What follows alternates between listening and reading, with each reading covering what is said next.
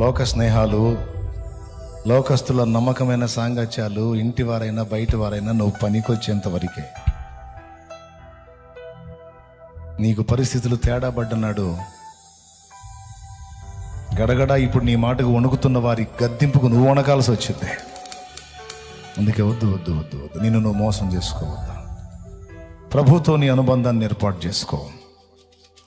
ఒక దేవుని పాత్రగా మిమ్మల్ని అందరినీ ప్రేమించి నీ క్షేమం కోసం చెప్తున్నా. కాస్త ఉపవాస ప్రార్థన అలవాటు చేసుకో.